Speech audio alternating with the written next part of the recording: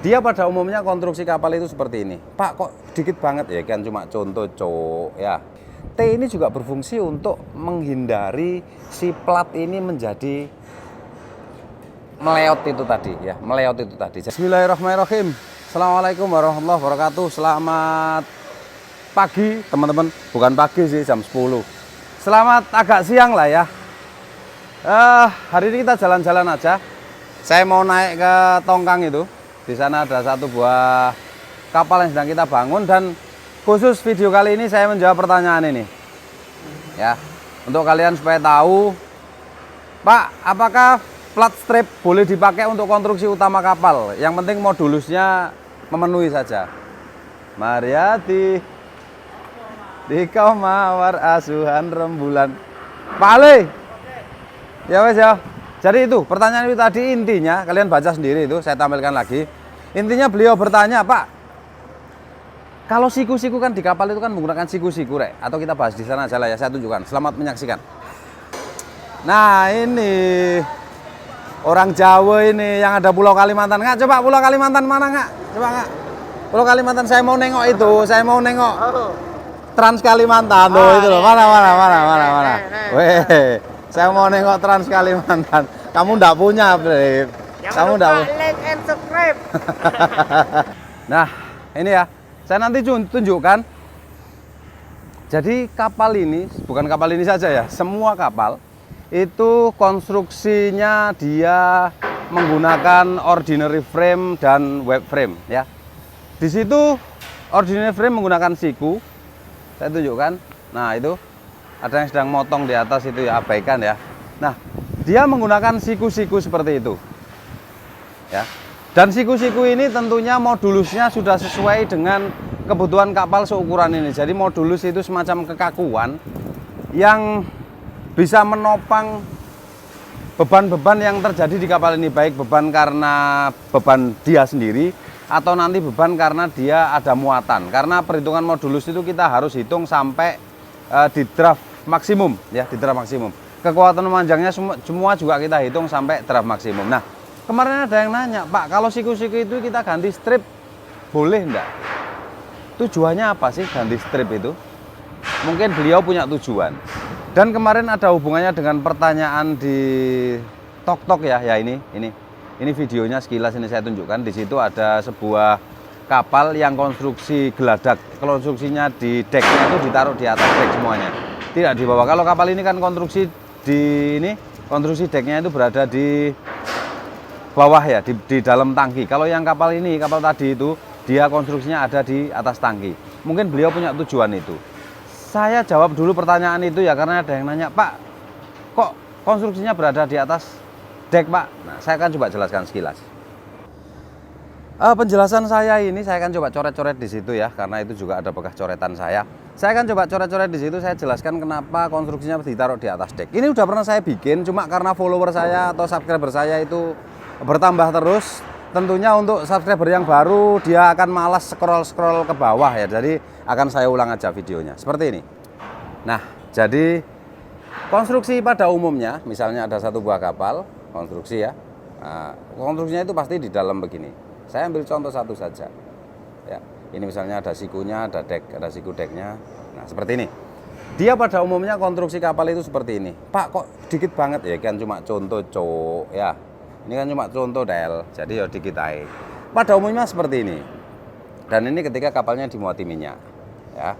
Kemudian ada aturan double bottom dan double hull, sehingga kadang ada orang membuat kapal itu karena sudah ada aturan double bottom double hull, ini double bottom, ini double hull ya.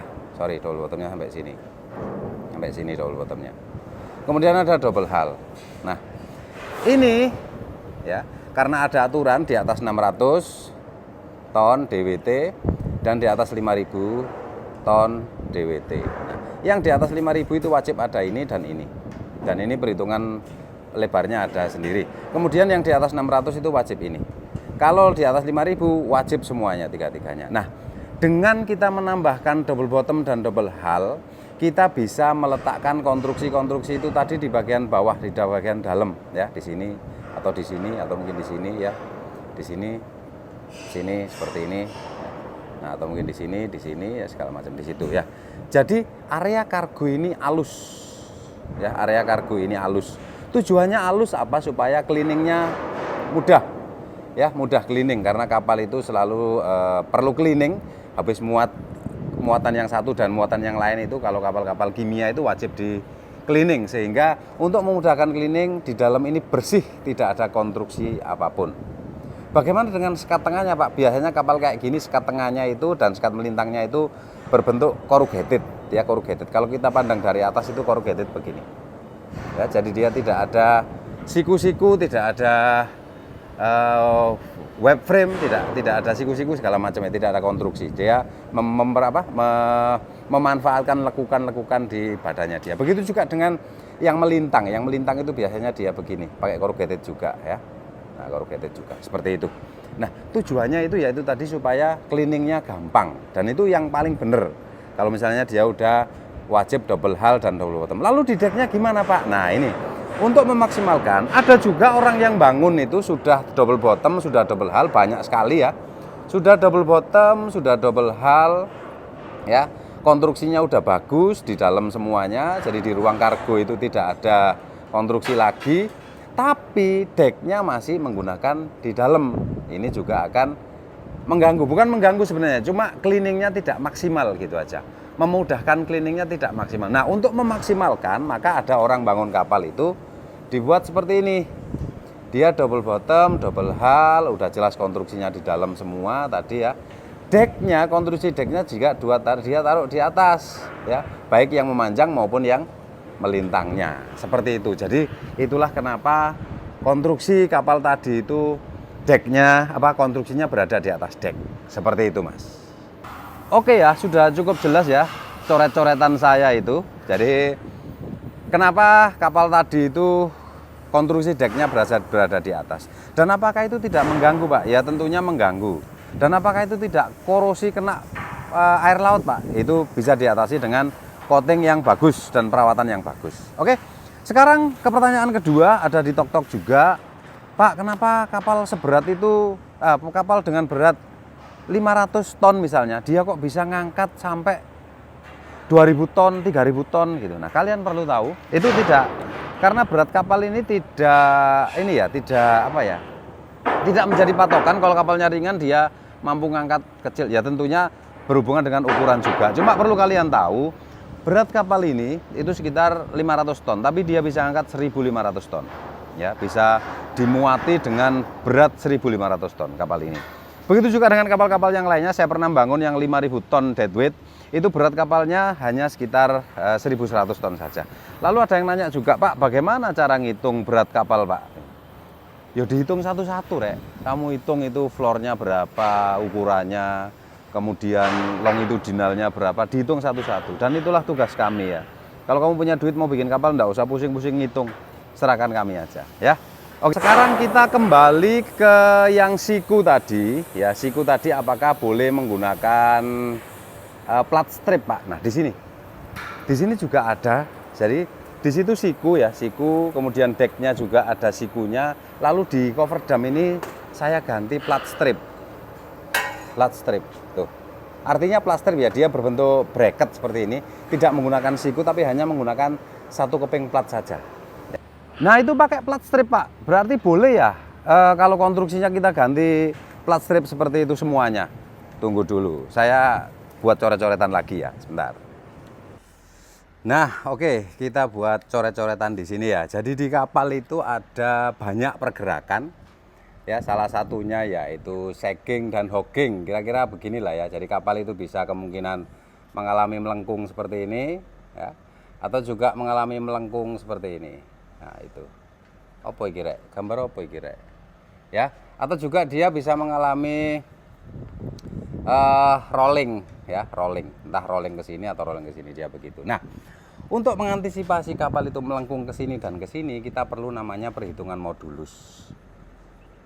Nah, modulus itu dihitung di midship ya, dengan memperhatikan ukuran-ukuran dari profil-profil yang ada.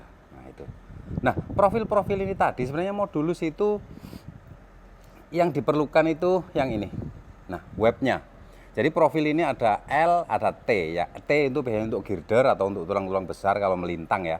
Ada T, ada juga L seperti ini. Nah, sebenarnya modulus yang sangat diperlukan itu adalah modulus yang web ini tadi. Ya, web ini tadi. Itulah kenapa siku merin itu biasanya dia bentuknya itu unequal. Sikunya seperti ini. Ya, siku merin itu. Dia ini lebih panjang. Lebih panjang, misalnya ini 90 kali 70 atau 75 atau misalnya 100 kali 75 macam-macam ya. Nah, yang diperlukan itu adalah ininya. Nah, karena ini ketika dia menerima beban akibat pergerakan kapal sagging atau hogging itu tadi, dia ini kemungkinan apa ya? Bahasanya itu meleot, kemungkinan meleot. Maka di sini perlu kita jaga menggunakan face, ada face untuk sikunya ya, untuk sikunya. Dan untuk webnya, ketika dia webnya gede ya, webnya gede misalnya 400 atau 300 atau 500, di sini juga kita perlu kasih faceplate, entah berbentuk T seperti ini atau BH-nya kalau di Batam itu dia bending ya, plat bendingan seperti ini. Nah, seperti itu. Jadi ini tetap diperlukan. Ya, artinya apa? Kamu boleh menggunakan plat strip, tapi nantinya harusnya ini plat 10. Kamu bisa-bisa ini harus kamu pasang untuk menjaga ini tadi, mewakili supaya plat strip ini tadi ketika kena beban dia tidak meleot, ya, tidak meleot. Maka ini perlu kamu tebeli. Harusnya 10 mili bisa menjadi 20 mili. Bayangkan berapa berat kalau misalnya kamu menggunakan siku seperti itu. Atau mungkin juga ini, oke lah Pak, ini saya enggak usah pakai strip. Saya mau pakai ini saja, plat tebel, plat 50 mili gitu. Ya, sebenarnya untuk modulus kekakuan si kapal itu menggunakan plat 10 mili, 12 mili sudah cukup. Tapi karena kamu tidak menginginkan ini adanya faceplate atau misalnya L-nya kamu mau hilangkan face-nya, karena meskipun L dia juga namanya sama ya, meskipun bentuknya dia L, ini web ya, ini face ya. Kamu tidak memerlukan face-nya, maka ini kamu perlu tebeli untuk menjaga itu. Dulu ada, sampai sekarang juga ada ya, orang bikin profil, dia profil blob, dia kayak plat strip gitu. Jadi untuk meminimalkan space lagi, bukan space sebenarnya, untuk supaya rapi aja sih, dia menggunakan profil seperti ini, blob namanya, blob ya, B U L P atau B gitu, lupa saya, blob itu. Dia ada lengkungan di sini. Ini tujuannya yaitu untuk supaya ketika ini kena beban dia tidak apa ya bahasanya, meleot ininya ya. Meleot itu bahasa teknisnya apa sih? Loh, kamu kok sampai sini, Man? Nggak tidur, Man? Nah, itu. Ya, jadi itu kenapa sebaiknya jangan menggunakan faceplate saja. Ya, seperti itu. Oke. Berarti plat strip tidak boleh dipakai di konstruksi kapal, Pak? Ya boleh, ya boleh. Misalnya kapal-kapal jenis ini pun kalau dia ada bangunan atasnya, itu biasanya di bangunan atasnya yang di bagian luar saya pakai plat strip. Ya, saya pakai plat strip. Tujuannya apa? Karena di situ bukan konstruksi utama ya, dia tidak menerima beban secara langsung, dia hanya bahkan tidak ada beban sama sekali karena di atas deck. Dan itu kita pakai plat strip, tujuannya supaya dia tidak korosi, ya, tidak korosi. Karena di luar udah pernah saya tunjukkan videonya, karena di bagian luar itu kadang ada di deck house ya, ini saya buatkan gambarnya lagi. Nah, itu di deck house biasanya ini bawah ya. Kemudian di sini ada siku-siku biasanya atau strip. Biasanya saya kasih strip. Karena apa? Karena di sini kemungkinan ada air laut, uap laut apa segala macam, uap air ya. Dia akan korosi di L-nya sini. Sudah pernah saya tunjukkan, di sini terjadi korosi nanti. Makanya di sini kita pakai strip saja. Dan itu ya boleh sekali karena dia tidak ada beban langsung. Nah, itu kalian bisa lihat ya. Jadi dia ada siku dan ada juga webnya. Webnya juga perlu faceplate ya. Di depannya itu ada face-nya. Di bagian bawah ini saya tunjukkan ya. Dia selain ada webnya, ini web ya, web ini webnya. Tuh.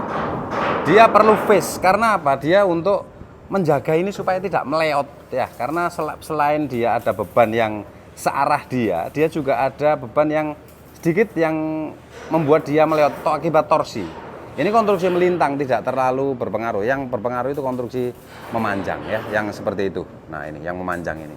Dia perlu face supaya untuk menjaga ini tidak Ya meleot, ketika dia kena beban begini dia akan meleot, makanya perlu dijaga itu tadi. Meleot itu bahasa ini apa sih rek, jancuk. Nah, ini ada yang strip juga ya. Jadi konstruksi yang lainnya kita pakai siku tetap, konstruksi-konstruksi yang lainnya kita menggunakan siku, dan ini kita ganti dengan plat strip. Ya, kita ganti dengan plat strip karena dia yang pertama dia miring ya, bicara tidak perlu ya masih perlu lah ya, konstruksi di sini masih perlu, tapi bisa ditahan menggunakan plat strip ini. Ini 10 kali 10 mili. Ya, ini plat strip ini, tidak ada face-nya. Tuh, plat strip. Ya, jadi boleh plat strip boleh dipakai di konstruksi-konstruksi penunjang yang minor-minor lah seperti itu. Kita naik ya, saya tunjukkan di bagian atas. Nah, ini di bagian atasnya ini, ya. Tuh. Udah terpasang semuanya. Ada pipa isi, pipa udara, manifold, semuanya sudah terpasang. Ya udah, itu aja. Nanti aja saya tunjukkan kalau dia sudah terpasang sempurna. Karena ini masih belum sempurna ya. Nanti masih banyak peralatan yang akan dipasang di atas dek ini. Termasuk jembatan apa, nanti ada jembatan ini, Rek. Ya wes, kalian nonton di ya wes Mas ya, lunas ya. Masnya sampai mengingatkan saya tiap hari loh, Pak, tolong dibahas mengenai ini, Pak, gitu. Ya, itu berdasarkan pengalaman saya Mas ya. Kalau misalnya ada literasi lain, literatur lain dari luar yang mengizinkan kamu menggunakan faceplate dengan syarat harus begini, boleh kamu coba ya. Itu saja video kali ini. Kalau ada pertanyaan silahkan tanyakan di kolom komentar. Dan sekali lagi kalau ada masukan-masukan di video saya, tolong sampaikan masukannya juga. Terima kasih. Assalamualaikum warahmatullahi wabarakatuh.